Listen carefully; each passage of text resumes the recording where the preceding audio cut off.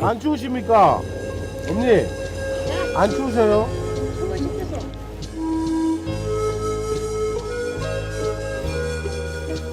아무래도 해녀들이 작업하고 나면은 영향이 많다.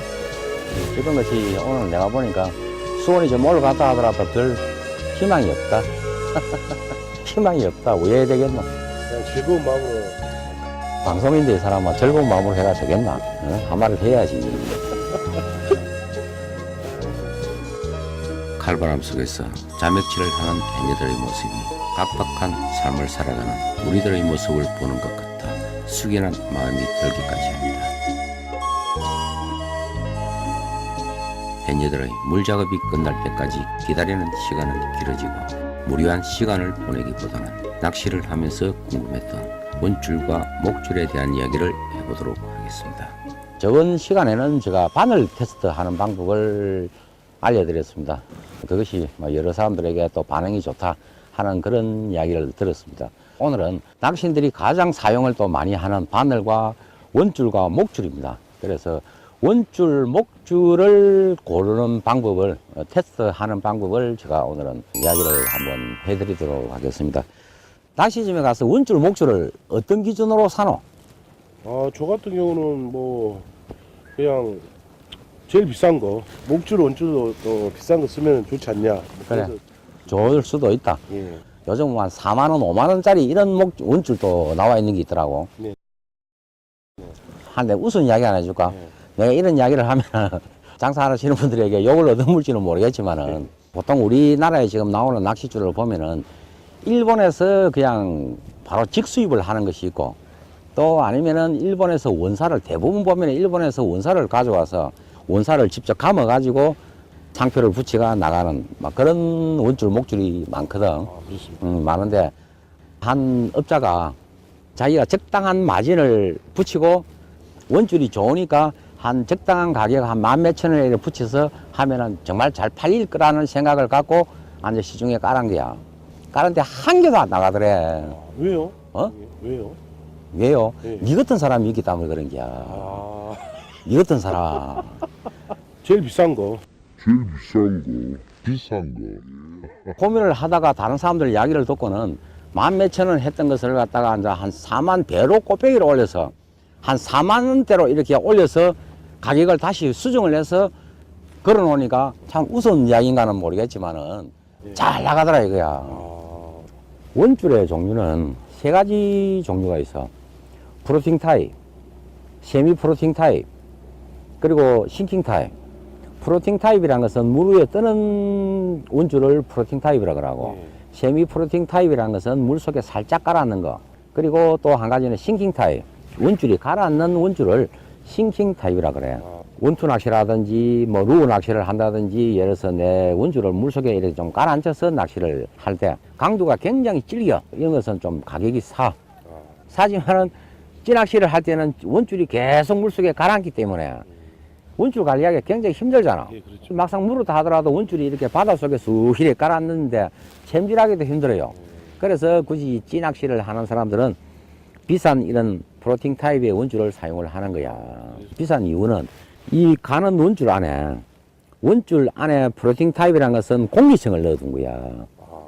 이거 조그만 안에다가 그래서 이 공기층을 몇 개를 넣어 놓았느냐에 따라서 뭐 예를 들어서 504, 뭐 604, 뭐 요즘 보니까 10몇04 이런 그 낚시줄에 보면 선전하는 데 보면 나와 있어.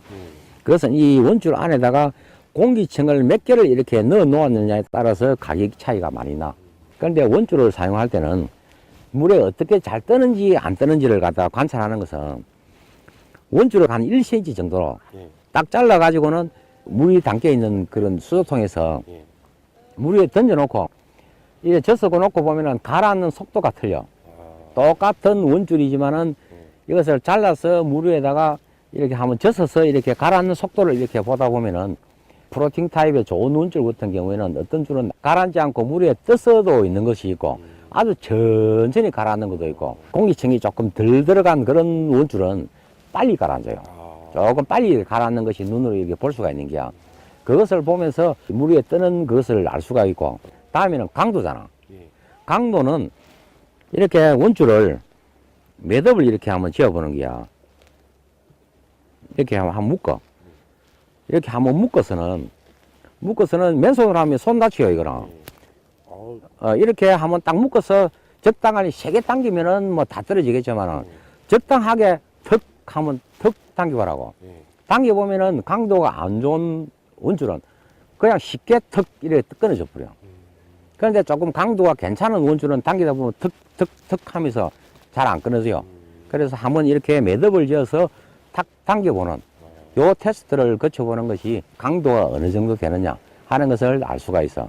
그리고 또 하나는 원줄이 아무리 비싼 원줄이라도 좋은 원줄이라도 이 원줄에다가 이 코팅을 입힌한 거거든. 코팅이 예를 들어서 시간이 지나고 태양의 자외선이 노출이 되고 이렇게 하다 보면 강도가 굉장히 약해져요.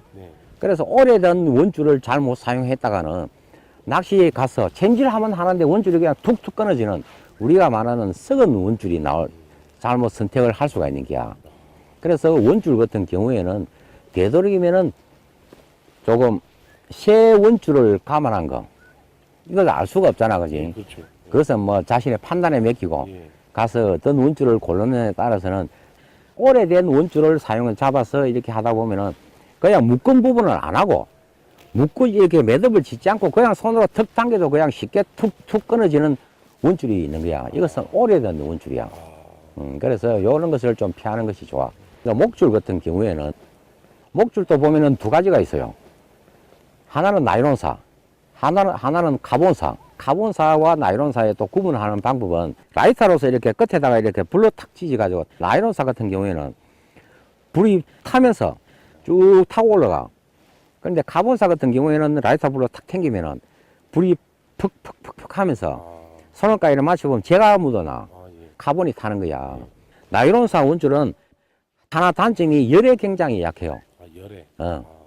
그래서 우리가 원줄 갖다가 묶은 부분을 할 때도 보면은 맨 마지막에 원줄 묶은 부분에서 이렇게 침을 한 번 발라서 서서히 이렇게 묶음을 갖다가 당겨주면서 마찰열을 줄이는 거거든.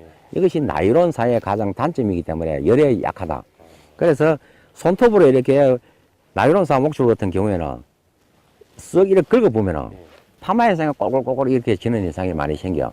그런데 카본사 같은 경우에는 손톱으로 이렇게 긁어내라도 파마 현상이 별로 안 지는 거야. 그래서 강도 면에서도 나이론사 같은 경우에는 쭉쭉 늘어나는 거기이기 때문에 우리가 감성돔 낚시, 하루 종일 낚시를 하면서 나이론사 강도가 좀 약한 그런 목줄을 사용해서 터져버리면 억울하잖아.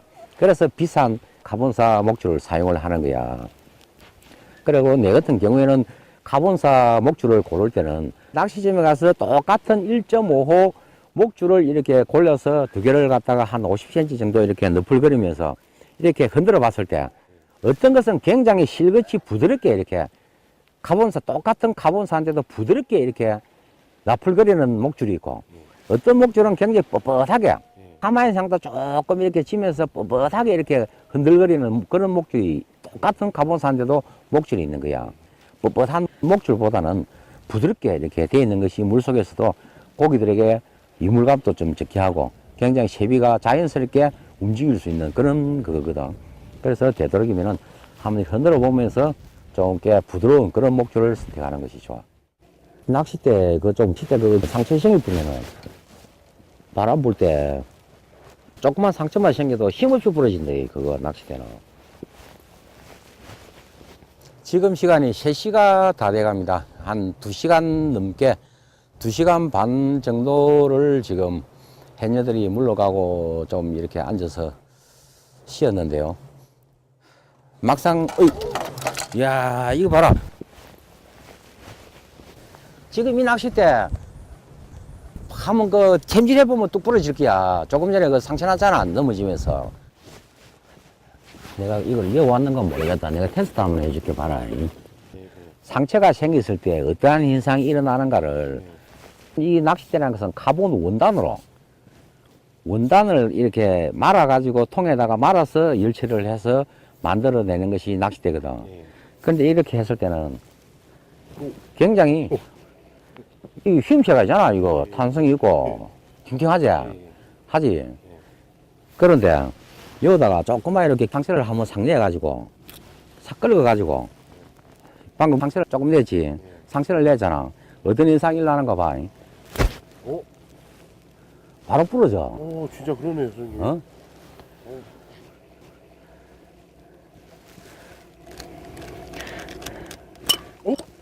바로 부러지지. 진짜 그러네요, 선생님. 그러니까 아니, 이거 낚싯대를 놓을 때 네. 내가 이것은 언젠가는 내가 한번 낚싯대 부러질 때 왜 부러지는가를 내가 한번 가르쳐 주기 위해서 이걸 가지고 나왔는데 옆에는 지금 바람이 많이 불고 있잖아. 예. 많이 불고 있는 데서 이런 아무 하자가 없는 이런 낚싯대에서 바람이 좀 부는데 이렇게 놔뒀다가 여기서 하면은 탁 하면은 바로 이게 탁 똥알 나는 거야. 상처가 났을 때. 그러니까 비싼 낚시일 때 이럴수록 고탄성 카본을 많이 사용을 해. 예. 많이 이렇게 사용을 하는데 이거 관리를 잘 못하다 보면 낚싯대 쉴 때라든지 이렇게 특히 바람이 불 때 또 야영을 할 때 예. 내가 밤 낚시를 하고는 낚싯대를 접지 않고 그냥 낚싯대에다가 이거 갯바에다가 걸쳐놓고는 그냥 자고 아침에 일어나잖아. 하면은 밤에 어떻게 뭐 밤새도록 이렇게 갯바에서 이렇게 좀 하다 보면은 알게 모르게 이렇게 상처가 생긴다고. 예. 상처가 생겼을 때 챔질을 갖다가 낚싯대 입질을 들어와서 챔질을 획 했을 때 어떻게 나겠어? 조금 전과 같은 현상을 똑 하고 바로 딱 두둥강이 나쁘는 거야. 뭐 이거는 2번 때야. 2번 때지만은 챔질을 하다 보면 톡 부러질 수 있는데 밑에 이거 놓다 보면은 예를 들어서 3번 때라도 굵은 낚싯대 같은 경우에는 뭐 외관에서는 잘 부러지지 않지만은 예. 상처가 난 줄 모르고 미끌림이 생겼을 때 획 이렇게 쳐다 보면은 예. 우리가 말하는 빠따 때 3번 때 굵은 낚싯대라도 그냥 빡 하고 부러지는 거야. 그래 그런 것을 보면서 낚싯대 공장에다가 해서 낚싯대 챔질을 하면 획 하니까 낚싯대가 빡 부러지는 그런 것을 낚싯대라고 만들어냈습니까? 하고 팍 항의가 들어오는 거야. 대부분 그렇게 들어. 그래서 조금 전에 봤다시피 상처가 나지 않은 낚싯대는 웬간해서는 부러지지가 않아요. 이 탄성이 있기 때문에. 하는데 상처가 좀 난 것은 조금만 힘을 탁 가해가 순간적인 힘을 탁 가해보면은 그냥 그 난 부분에서 탁 이렇게 부러지는 그런 단점이 있기 때문에 낚싯대는 항상 간수를 잘 해줘야 돼. 낚싯대에 이렇게 상처가 안 생기는데 부러지는 경우는 또 한 가지가 있어. 원줄, 목줄을 굵게 사용을 해서 미끌림이 생겨서 억지로 막 탁 당기고 또 대물 부실이 참돔을 걸어서 억지로 막 당기다가 낚싯대에 앉아 그 한계에 도달하는 거지, 강도가. 한계에 도달할 때까지 낚싯대를 이렇게 당기다 보면은 부러졌을 때는 빠박 소리가 나. 하면서 쇠똥가리가 막 전체가 탁탁탁 이렇게 부러지는 이런 현상이 생기는 거야. 그래서 낚싯대 부러지는 것을 보면서도 낚싯대 공장에 가보면은 이것은 어떻게 부러졌다는 것을 대충은 알 수가 있어. 뭐 하다 보면 낚싯대 제조 과정에서 실수도 있는 것도 있어. 사람이 만드는 건데 뭐 실수 없는 것도 없을지만은 조금 전에 테스트를 해봤다시피 조그마한 상처가 생겼을 때 탁 하니까 손쉽게 뚝 부러지는 것이 가본 낚싯대니까 놓을 때 조금 신경을 써서 간수를 해야 돼. 긴 기다림의 시간은 지나고